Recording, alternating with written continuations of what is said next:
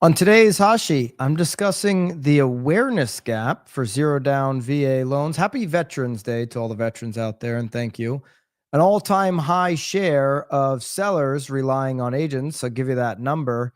And where downsizing saves buyers the most. Today is Tuesday, November 11, Veterans Day 2025. I'm Byron Lazine, and the hot sheet starts now.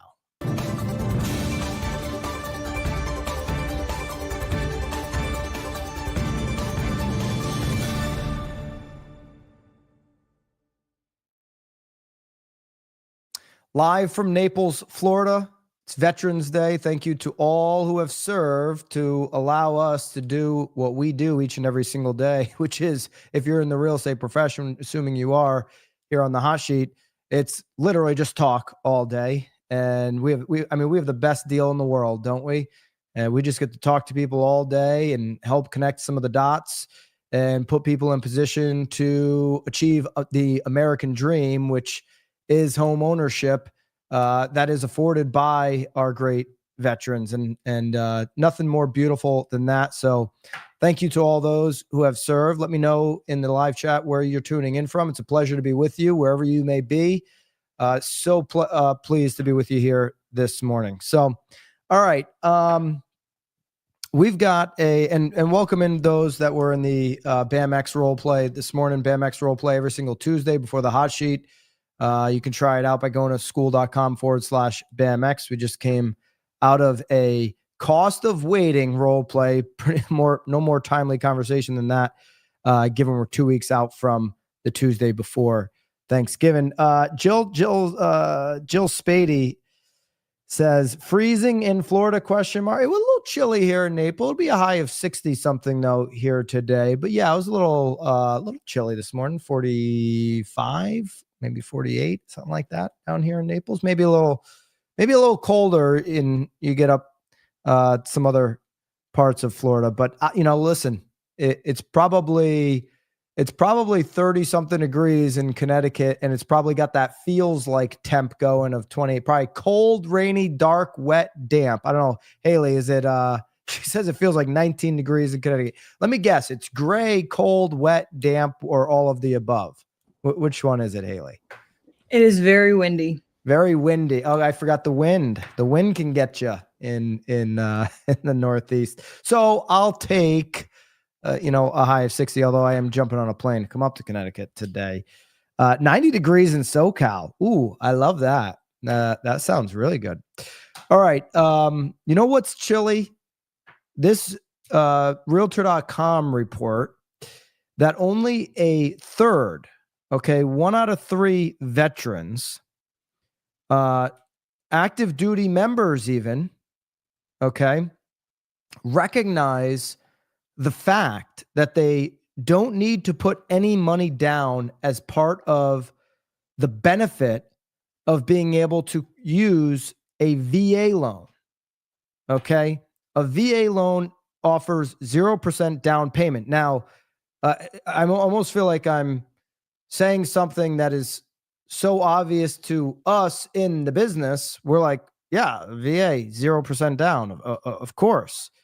0% down gives easier access to home. You don't need a 50-year mortgage if you've got 0% down. You've saved a lot of money by having to sit there and wait to get a down payment. You can get right into home ownership. You don't need. I saw this. I wish I could find it. This meme. 50-year. No, I've got an idea. How about 100-year mortgage? How about 1,000-year mortgage? I mean, some of the memes out there on this 50-year mortgage are incredible. We talked about that yesterday, of course, but 0% down. I mean, VA loan might be the best deal on a 30-year fixed mortgage available today. Now, Dave Ramsey wouldn't like this, but 0% down gives veterans easier access to home ownership. You don't have to wait, save up some huge down payment, qualify as a veteran with 0% down. But only 1/3 of VA veterans or active duty members even know that this opportunity exists. So if a veteran or a active duty member is getting their information from a whole bunch of these doom TikTokers who are saying life is not fair. I'm a college student and I can't afford Michelin star restaurants. It's just not fair. How am I supposed to live without $15 smoothies? It's just not fair. I shouldn't have to work to be able to afford these luxuries in life.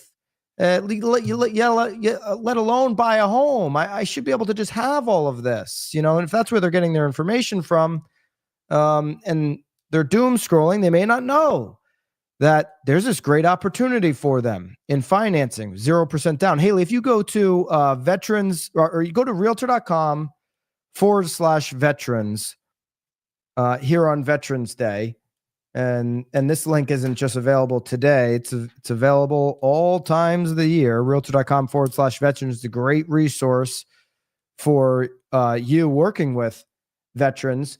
They've been doing this for years, this Mission Zero. And if you go down, I mean, there's an opportunity there for veterans to check their eligibility. Keep going down just a little bit, Haley. And right there it is. 3 out of 10. So less than a third. 3 out of 10 veterans know that they can buy a home without a down payment. Sounds like an opportunity for every real estate professional to do some campaigning, some marketing. Realtor.com has free materials on this as well. And get the word out to your veterans and your, active duty members that, hey, you've got an advantage over most borrowers with this 0% down. So want to make sure that that's known here on Veterans Day. Now, what does 0% down actually do to help veterans? Well, it helps achieve home ownership 4.4 years sooner than a typical conventional loan with 12% down, right? That 4.4 years is because people have to save up that down payment, right? I mean, going back to the TikToker, they got a point, especially if you're trying to hit Michelin star restaurants once a month. Like, it's hard to save money if I'm the bad guy by suggesting a second job. Then yeah, it's real hard to save money with today's costs. Things are expensive. Okay. When we fund 42 million people's food every single month in this country, do you think food prices go up or go down?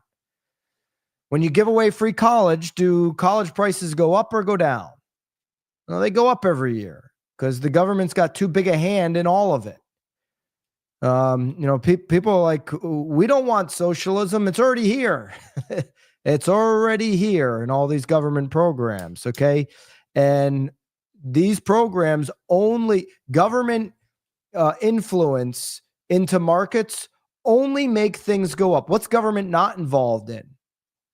Television, creating televisions and, computer. You can get a TV for like less than those Michelin star restaurant meals. Hey, what do you buy a certain TV outside? What if it gets damaged? Nope. I mean, I just go pick up a $300 screen. And by the way, it'll last like 4 or 5 years, but if it doesn't, I'll just swap it back out. Like, the things that government's not involved in, technology, those costs keep going down. Think about all the different AI software you can get for $7 a month, $8 a month, $11 a month. The cost of this stuff keeps moving down because there's free market competition. There's not one big buyer of the market guaranteeing, to buy into the market at a certain price. When you have that, it's easy to manipulate and keep moving costs higher and higher and price higher and higher. So, 4.4 years is a long time for a lot of borrowers to be able to wait and to save, especially with all of the costs that they're faced with. So 4.4 years sooner, a VA buyer can buy a home. This is in comparison to using a 12% down on conventional. Obviously, you can get conventional with less than 12% down, but using that as the number. Haley, if you want to go to a couple of the charts here on VA, high prices, property restrictions, and lower awareness lead to VA loan mismatch. So they've identified some of the areas here where you've got VA utilization rate versus VA benefit intensity.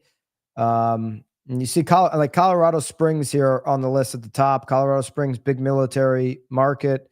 You've San Diego, a big military market. Certainly, if you're in a military market, you want to be aware of these benefits and make sure that, more importantly, you're probably aware, but that your customer is obviously aware. Going to the next one here, a higher share of military households correlate to higher VA utilization. So when you have a community like Colorado Springs or Virginia Beach, huge military community there, when you have a higher share of military households, then there's just more awareness to this VA opportunity, this VA loan. So I would argue that if you're in a market that's not a military base or a high military market, then you need to do more educating to get this information to that veteran who retired in your community. That new and that veteran who retired doesn't mean like they're old and finished. It probably means they're like 44 and looking for their next chapter, and they have a long life to live. Okay, there's some information from Realtor.com, who does a great job. Partners with Veterans United on a lot of initiatives around helping veterans in home ownership. You can go to Realtor.com/veterans here on Veterans Day to find more information. All right, NAR, just continuing to dig into their report. Put out, and Haley, you can put up the slide. 91% of agents or sellers rather used an agent. Okay, if we go back to 1985, guess what? This is the highest number, despite what was said from Ketchmark and the cronies last year. This is the highest number recorded going back to 1985. This number's gone up even in the last year, despite what attorneys said about this industry. If you go back to 1985, this number was only 75%. Okay. Home selling with real estate professionals at an all-time high and even went up in the past year. FSBO, for sale by just doing it yourself, moved down 21% back in 1985. 21% of the sales were for sale by owner. I got this. They didn't have the internet back then, folks. Okay. There was no Zillow. It was arguably much harder to go for sale by owner in 1985, yet 21% did it then versus 5% today. Why is that? Well, this is a huge transaction. There's a lot of money. There's a lot of net worth that's wrapped up into the home, and people are busy. People have lives. People have a lot of things on their plate, and to not have an expert guiding you through this time, it just seems unreasonable to a lot of people, and most people don't do it. 5% is the lowest level we've seen going back to 1985, the lowest level on record, according to NAR's new report. Other sales, 4% to, probably, family, that those kind of things have just kind of stayed in line at 4% in 85, 4% today on that number. All right. How about number of agents contacted before selecting one to assist with the sale of the home? 80% of the time, it's one agent. Okay. This is why and I always say this, and we were just talking about this a little bit on the BAMX Role Play Mastermind, which we do every single Tuesday before the hot sheet. Go to school.com/BAMX to give it a try, better your skills, convert at a higher level. If you're not converting and are kind of questioning some of the old school scripts you might be using, jump into BAMX. We work on this stuff every single week. New, fresh, relevant scripts that work today help you convert at a higher level. But the only reason I have a conversation with somebody on the phone, the only goal on a conversation on a phone call is to set an appointment. Because once you set an appointment, the chances go through the roof that you're going to be the one contracted to do the deal. It's why I always encourage great agents like BAM agents, make more calls, have more conversations. Put yourself in a position to have more conversations because you're the agents in the market that customers deserve. And, this number probably goes up even more when it's you on the other end. 80-90% of the time you're being selected as opposed to a part-time agent or an agent who is not just necessarily a part-time agent, but an agent who isn't investing in their skill set each and every single day. 12% of the time it was 2 agents contacted, then only 5%, 3, 2%, 4. Now, I think it's a bad strategy to interview one unless you know the one in your market is undeniably the best. But just from a comparison, personality match, process, being able to get two to compete against each other, to sharpen their offering, to stack what they're going to offer, create more for me, for my money by creating competition in an interview scenario. That's just like smart for a seller to do. Even if you're going to go with one, make them compete anyway. put them in the arena, so to speak, for a minute. Make them earn it. How bad do you want it? How are you going to react when pressure comes a knocking in the deal? I want to know those things ahead of time. But 80% of the time they go with the first person they talk to. That's just an argument for speed to lead and having more conversations. That's all that is. All right. Seller used the same agent for their home purchase. And so same agent that they purchased the home with, they sold the home with.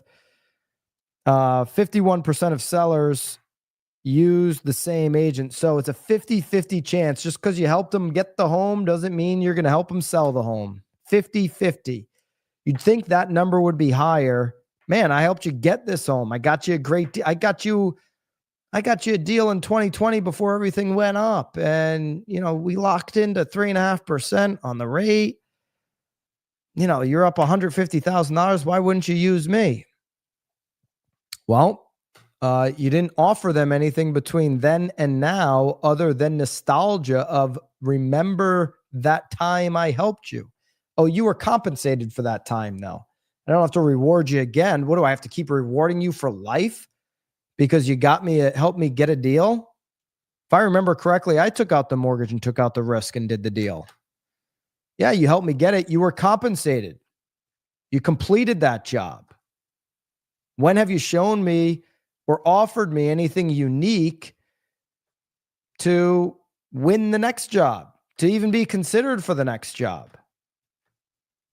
Okay. 50-50 chance. There's a huge opportunity there for real estate professionals to close that gap. 10 miles or less. So they move 10 miles, use the same agent 10 miles or less. Yeah, 72% of the time. You get 11 to 50 miles, 67, 51 to 100 miles goes down to 41, and 101 miles or more, understandably, goes down to 8%. Okay. Level of service provided by the real estate agent. So this is going back to 2006 all the way to today, to 2005. So the blue bar, the lighter blue that you see, if you are able to look at your screen here, It's the biggest bar. It's making up the most percentage. It identifies a broad range of services and management of most aspects of the home sale.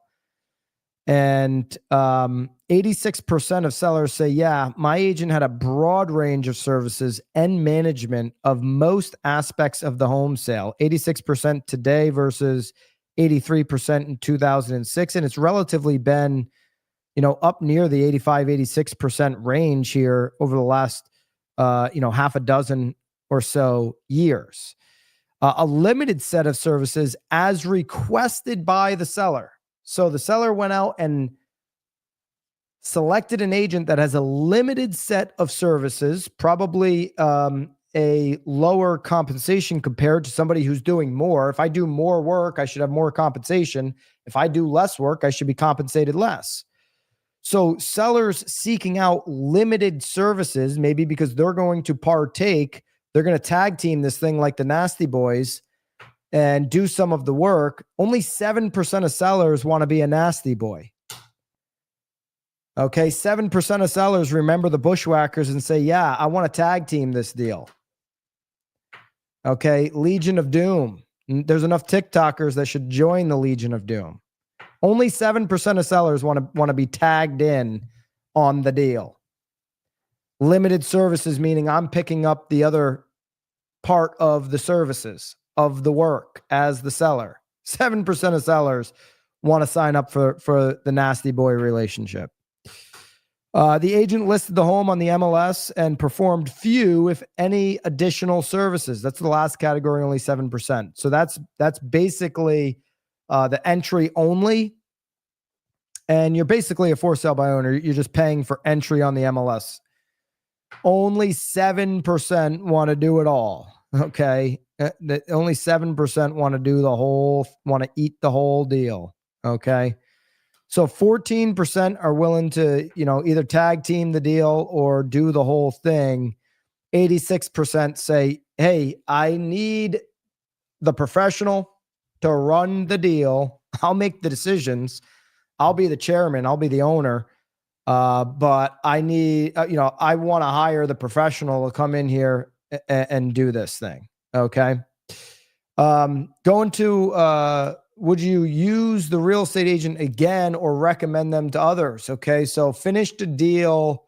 Okay. Survey time, quick gut check. Where you at on this deal? 75% say definitely. Yet we just saw that only 50% of the time when they go to sell their home, they actually go back to that agent.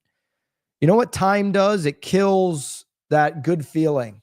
Okay. Time kills deals. I just went to, when I was up in Connecticut a couple of weeks ago, they had a 25th year anniversary for my old high school football team. We went to the state championship and they said, let's get a 25-year anniversary for the old football team together. And sounded like a good idea. Okay. And then you go and you're like, man, 25 years is a long time. Like a lot of things that, I'd rather just keep things in my mind of like, man, that was a good deal 25 years ago. And, things change with time. Things age differently with time.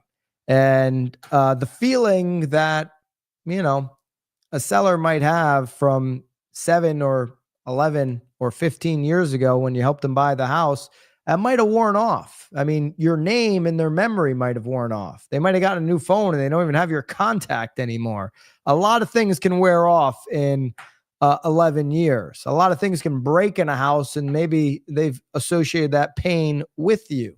So repitching your deal, marketing yourself, offering up unique and proprietary, offerings, at least unique, doesn't have to be proprietary, is going to be the difference maker in, hey, I just finished the deal 75% of the time. Yeah, I would use them again, but then it ends up 50-50 in the end. You can close that gap by staying in front of mine. Probably say 12%, probably use that agent. Why wouldn't I? 12%, say probably, definitely not 6%, probably not 5%. Don't know, 2%. Don't know's a no. That's just being polite. Okay. All right. There you go. That's the seller data according to NAR, their big report here recently. All right. Here's a report out of Storage Cafe. Storage Cafe. I wonder if they serve up coffee. Don't think they do. Storage Cafe did a report on where downsizing saves buyers the most. Okay, so how much could you save by downsizing your home? If you downsize from a 4-bedroom to a 2-bedroom, how much does that free up? And how much could you save if you were willing to do that? Okay, now there is a segment of the population that should consider this. If you go from a 4-bedroom to a 2-bedroom, thinking empty nesters. What happens though a lot with empty nesters? We have a neighbor here, and they were on vacation, and so their parents came over to watch the kids. My wife's over there and having a conversation with the in-laws, I guess. The neighbor's in-laws or grandparents, somebody's parents, right? The grandparents of these kids. That's who she was talking to, and they say, yeah, we got this big house up in Wisconsin, and we don't want it anymore, but our kid won't let us give it up because she remembers back in the day how it made her feel, right? And they only go up and visit 2 weeks out of the summer. So they got this big 4-bedroom, 5-bedroom, 6-bedroom, whatever it is, house up in Wisconsin. Their kids live down here in Florida. They go up there 2 weeks a year, and they're like, why are we holding on to this thing? So you can come up here 2 weeks of the year and pretend you're a sophomore in high school again? It doesn't make any sense. These are the what makes more sense, holding this thing for 2 weeks or renting a similar house and go ahead and downsizing for your summer home so that you can enjoy it, right? These are the conversations. Downsizing from a 4-bedroom to a 2-bedroom home, according to this report, frees up an average of $200,000 in net gains. Okay, the equivalent of about 55% the cost of a typical U.S. home. Okay, the cost of 55% of a typical U.S. home can be saved by downsizing. This is one of those opportunities to help free up the market that a lot of just like boomers, I don't know if I want to do it. Well, hey, at least let's run a quick math model and make a decision based on that. If just not sure if you can save money, let me show you the numbers. Okay.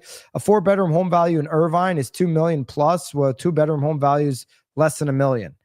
Tax savings per year. This is the line that boomers are like, oh, can I save money on taxes? Yeah, you can save about $7,000 in Irvine. You can save about $5,600 in San Jose. It's $1.6 million versus $835,000. The downsizing savings is $714,000. Why? Because closing costs are going to be $159,000 there. Okay, so you're going to have a cost to downsize, and you're going to have that net savings $714,000. But you're also going to have a go forward savings on the taxes. Washington, D.C. is about $330,000. It's $994,000 typical 4-bedroom versus the $580,000 on the 2-bedroom. You're saving $3,200 a year in taxes. Okay. $96,000 on the closing costs. So these are the top 10 cities with the highest dollar gains from downsizing. It's Irvine, San Jose, Honolulu, Oakland, San Francisco, San Diego. You see a bunch of West Coast there, Seattle. And then you got Dallas, Washington, D.C., and Long Beach. So West Coast dominating the list, obviously with the higher price points there. Okay, where does downsizing pay off the most? If we're looking at the downsizing gains index in Dallas and Lubbock, Texas, homeowners can downsize and still have money left over. The equity unlocked equals 120% and 111% of a typical home's value, respectively. So, here's your 20 cities where downsizing will pay off the most.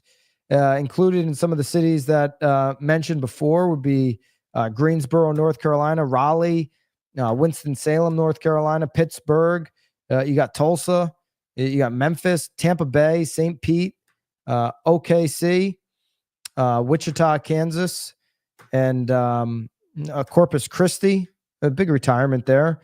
and San Antonio as well. So Kansas City, Fort Wayne, Indiana, some others on the list where you can get a great payoff for downsizing as you look into where the opportunities are in 2026. This continues to be one. There is a huge kind of pent up hold in homeowner living in a home that is just arguably too much for their needs. Maybe they like it. Some people like it. They're not going to leave a big home. But there's opportunity there, obviously, to turn some of those over if they can see the savings, not only initially, but on the go forward tax savings. All right. Cash buyers for the past week from sourced directly from Zudilio, partner of BAMX. You get access to Zudilio's platform, $2,400 value completely for free inside of BAMX. Go to school.com/BAMX to unlock that. You can try it for free for the next 7 days. Or you can try BAMX for free for the next 7 days. Once you pass the trial, you get the $2,400 free value of Zudilio. They source the cash offers for the last 7 days. And here's the top 10: Vegas, Houston, Orlando, Naples, and Atlanta. Denver, Dallas, Phoenix, Colorado Springs, and Charlotte. So there you go. There's your top 10 cash offer areas right now where investors are moving in, and primarily investors with cash and making offers in those markets, seeing opportunity into the future. 10-year today, kicking off the day at 4.1 plus. We're at 4.122 on the 10 years. Is in line with where we've been here over the last few weeks here since the last Fed meeting, the last couple of weeks. Anyways, Fed meeting continues to sit in the low 70 percentile on poly market as being a 25 basis point cut, and CME group just under 70% right now. 30-year fixed here starts the day, or ended the day yesterday rather, at 6.34. That's a tick up from where we ended the week last week at 6.32, hanging around that 6.3 range, despite some of the good economic news that we've had here over the past week. Government is reopening, and that looks like passed through the Senate last night, goes to the House. I don't think the House goes on that deal until tomorrow. Market, like I said, mentioned yesterday, stock market went up yesterday. It wasn't like, a life-changing rocket ship. Nobody landed on the moon yesterday based on where the stock market went. So market reacted to the news. Good news. They stopped fighting, or at least for the time being. Okay, they'll find other things to fight about. There'll be some new thing everybody's talking about here by the end of the week or beginning of next week for sure. Somebody's going to be really bad, and somebody's going to be even worse. There's no doubt about that. But market, not a big, huge mover for this. It's going to be more, hey, are we going to be starting to get some of this government data that we've been lacking over the last 6 weeks as we think about the economy? Okay, I'm not talking about all the other things that a government shutdown ending or continuing would have solved for or does solve for now. I'm just saying, hey, as we look at the economy and what might move markets here and what might move rates, what are going to be the things that we should look out for? Well, now we might get some of this jobs data to start coming back. We're going to start to see this inflation data coming back. I mean, I'm assuming it's going to take a little bit of time here, but we'll start to see some of the data, and how much of that data is going to be available between now and 29 days from today when the Fed meets next. How much of that data will be available that they can use to input into that December decision, which again sits at around a 70% chance that we'll see a 25 basis point cut. Be looking for that as this shutdown obviously comes to an end. The government reopens, and those data makers, those chart makers, get back into the groove. All right, there you go. There's your hot sheet here for the day. I will see you guys next time. Until then, toodaloo.